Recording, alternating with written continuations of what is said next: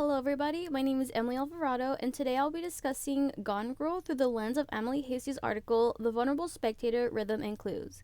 This is a Gone Girl film review based off of David Fincher's film adaptation of Gillian Flynn's novel. This article explores how Fincher's adaptation plays with genre and viewer expectation. First, going into the story, Gone Girl is a psychological thriller that revolves around the disappearance of Amy Dunn and the media frenzy surrounding her husband, Nick. Both the novel and the film dive deep into themes of deceit, manipulation, and public perception. As for Emily Hastie's review summary, Hastie's review isn't just a typical plot summary, but it's more about how the film feels. She highlights how the film's structure leads to emotional uncertainty with its pacing, its tone, its camera work, and how they all work alongside each other to keep the audience off balance. She calls the film a kind of treasure hunt, as she says that we're always looking for the next clue, and even when we do get this clue, we're unsure of what it means.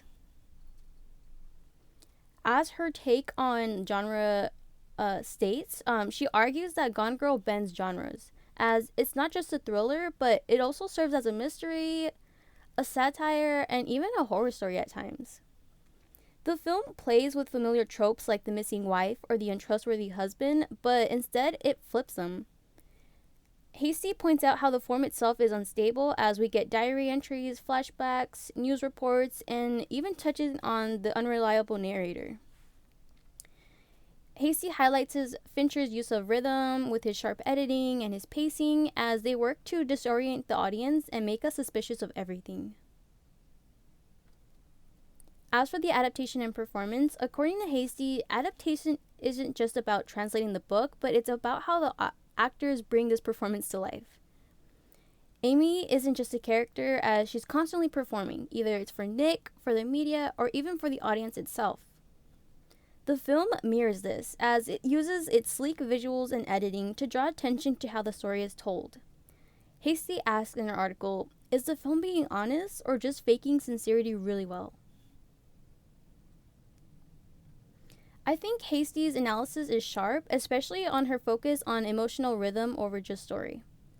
I agree with her that the film manipulates our reactions, and that's part of the experience.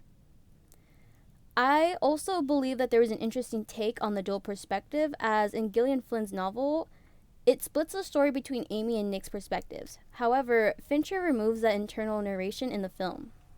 Instead, Fincher manipulates what the audience sees and when we see it, and that is what Hastie describes as him creating a treasure hunt for the audience. I also appreciate how Hastie doesn't simplify Amy's character, as she acknowledges how Amy is complex without forcing us to label her as like a villain or a victim. Instead, Hastie creates space for viewers to feel conflicted about Amy and to admire her intelligence and control while also being disturbed by her actions. I have mixed feelings about how the film treats its female lead, however, as on one hand, Amy is powerful, calculated, and completely in control of her own narrative, but on the other, she's portrayed as, the psycho bitch, and this can reinforce negative stereotypes about women and emotion. That tension, though, makes her so fascinating to watch, as she's not easily defined, and I think that adds into the film's power. Overall, Hastie helps me see that the film is not just a thriller, but a commentary on thrillers. As for the final thoughts, Gone Girl isn't just about solving a mystery, it's about living in suspicion. Hastie's take helped me realize the adaptation is less about what happened and more about how we feel while watching this. Fincher and Flynn manipulate the viewer on purpose and even makes the audience feel manipulated in that sense. I agree with Hastie that the film's emotional rhythm is its most powerful storytelling tool. Fincher carefully controls his pacing with the scene transitions and visual pauses as they work to shape how the viewer feels in each moment. This rhythm creates constant tension, making us feel unsettled just like the characters do. The emotional timing mirrors the film's themes of instability, deception, and even the shifting power between the two characters. As a result, the audience is drawn into the story just not by the plot, but how the film feels, which is what Hastie is trying to argue. That is it for this presentation, and thank you so much for sticking with me.